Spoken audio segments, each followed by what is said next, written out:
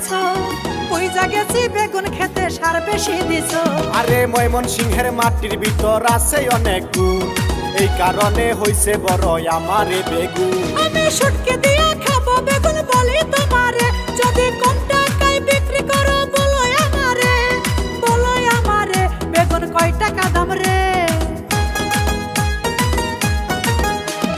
ওই ছাড়া তোর কালা বেগুন ভালো লাগে রে